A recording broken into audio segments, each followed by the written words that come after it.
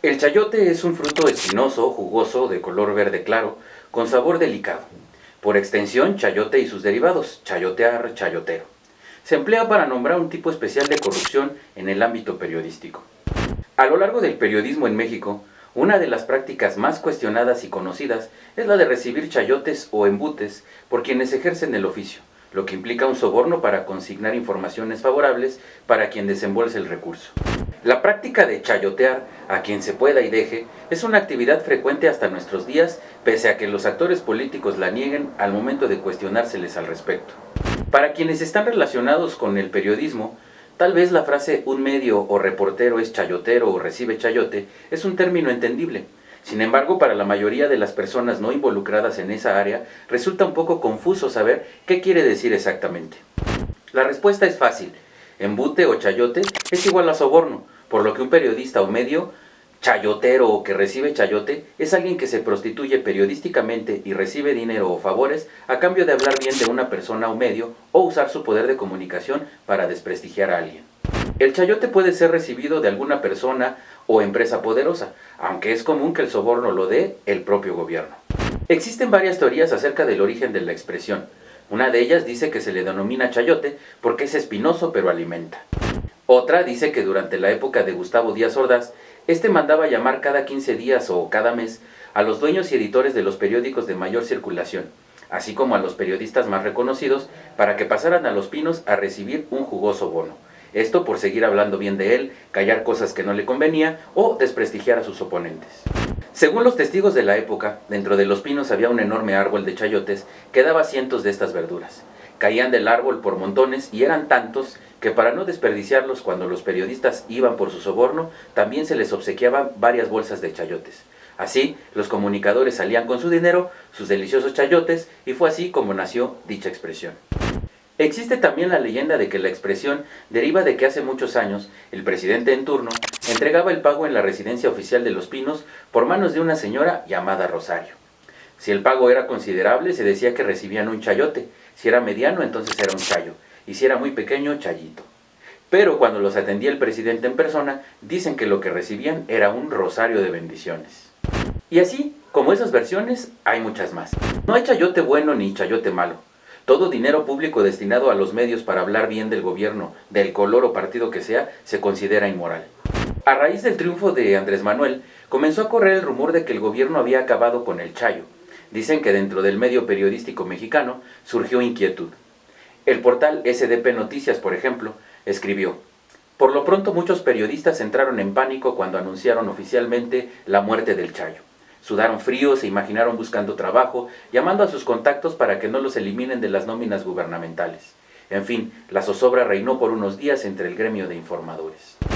Este lunes, durante la conferencia de prensa del presidente Andrés Manuel López Obrador, el veterano periodista Nino Canún tomó la palabra y agradeció de manera efusiva al mandatario. Esto al atribuirle su regreso a los medios, luego de que, según él, durante el sexenio de Enrique Peña Nieto, estuvo vetado en los medios. Durante este discurso también aseguró que Vicente Fox desvió recursos para la campaña presidencial de Felipe Calderón en 2006. La escena es digna de cualquier capítulo de La Rosa de Guadalupe. El viejito chulo, santificado sea su nombre, casi se conmovió hasta las lágrimas. Canún dijo que gracias a él y no al pueblo de México, volvió a tener ofertas de trabajo luego de ser vetado. Investigación y nuevamente, señor presidente, muchas gracias, porque gracias a usted regreso nuevamente. Y le quiero decir que estaba yo esperando la llamada de Emilio Azcárraga porque lo fui a ver a Televisa, la de Ricardo Salinas de Televisión Azteca y de Tristán Canales, que nunca me hablaron, Olegario Vázquez, que yo creo que perdió mi teléfono, MBS de Vargas, pues me dijo, ya, contratado, y nunca más me volvieron a llamar. Parecía que estaba yo vetado, pero ahora se me abrieron las puertas. Cuando llega usted, se abren las puertas, la libertad de expresión termina con la ley Mordaza, y yo soy muy agradecido al presidente de la República, y muchas gracias, señor. Bueno, muchas gracias, Nino. Su nombre se convirtió en tendencia en Twitter por lo sorpresivo de su aparición, pues se presentó como uno más de los reporteros que cubren la conferencia, y al pedir la palabra, habló durante unos 20 minutos ante la rechifla de algunos de sus colegas. Gracias a usted, regreso a trabajar. Gracias a usted, no al pueblo de México. Gracias al presidente de la República, presidente constitucional de los Estados Unidos mexicanos.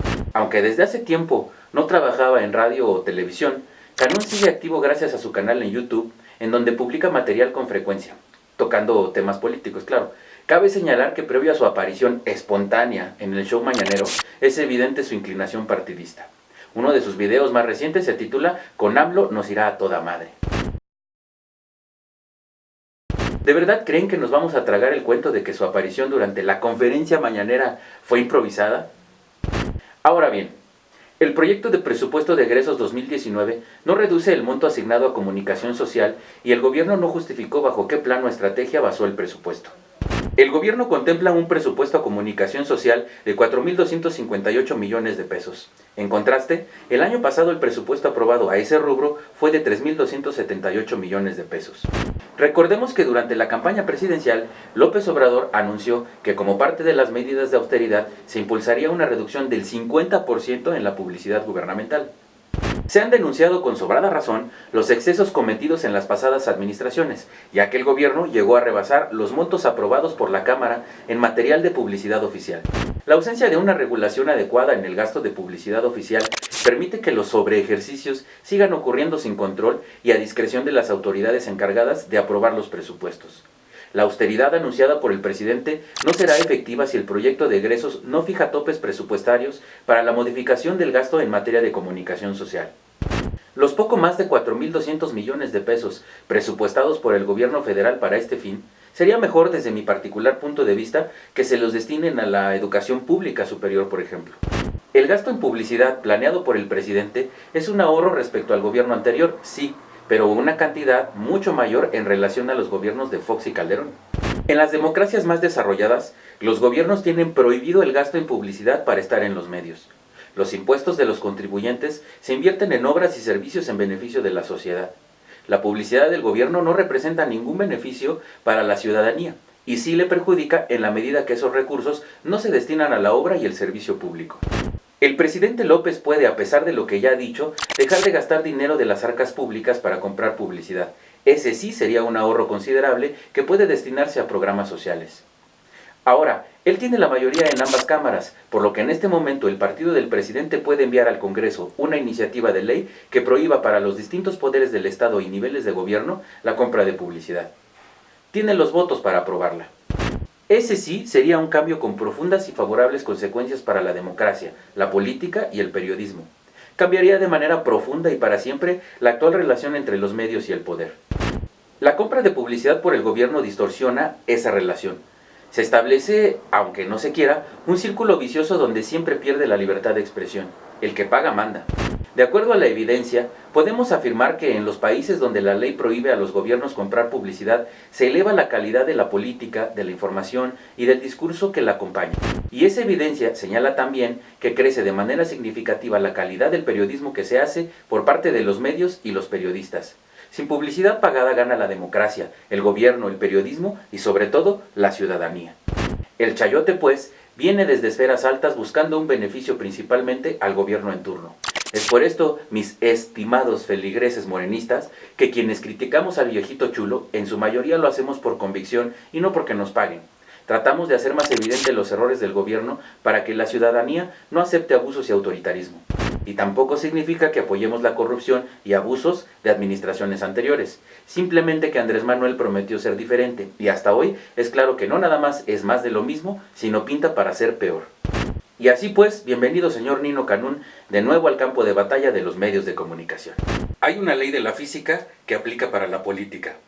Todo lo que se arrastra tiende a subir.